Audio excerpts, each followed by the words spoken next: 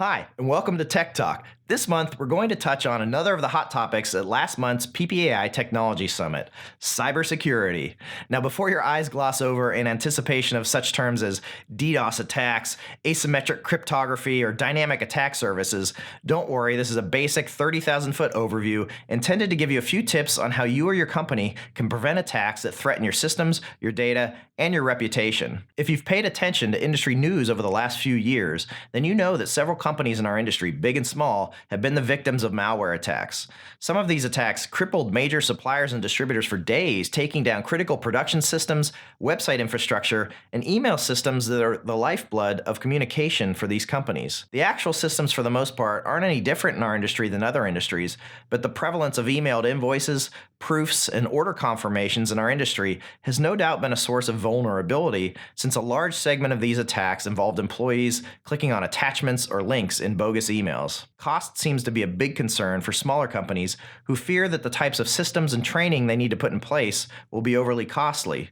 Of course, when compared to the potential liability involved with a data breach, the costs are obviously justified, but at the same time, they don't need to break the bank. The good news is that for the vast majority of us, we're not going to be the targets of the most highly skilled and highly funded hackers out there.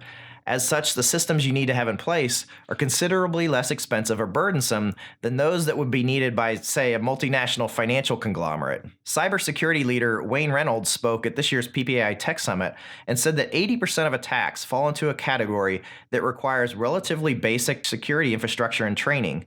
Another 19.9% fall into a category requiring only a moderate level of security. What this means to you is that having a basic strategy in place and the tools to support that strategy doesn't have to cost a fortune. First, have a system in place and antivirus software on every machine in the company that routinely scans your corporate systems and personal computers and alerts the appropriate people when malware is detected.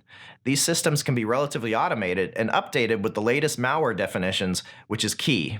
Second, have solid firewalls in place that protect sensitive data and files and only give access to those areas to specific people who truly need it.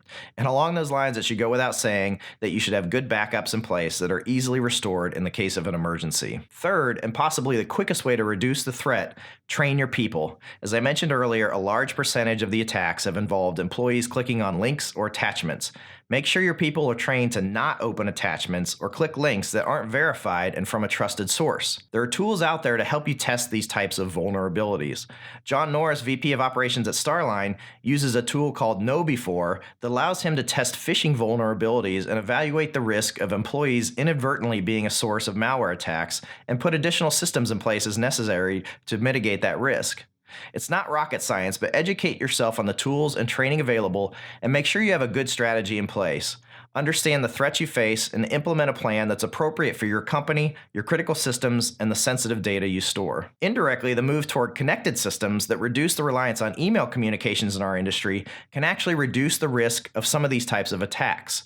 Allowing your customers to check order status, approve proofs, or pay invoices through a connected workflow environment eliminates all those emails that could potentially be used as a basis for phishing attacks. So it's going to be interesting to see if these type of attacks decline as the industry adopts more and more of these types of platforms. Thanks for watching. We'll see you next time on Tech Talk.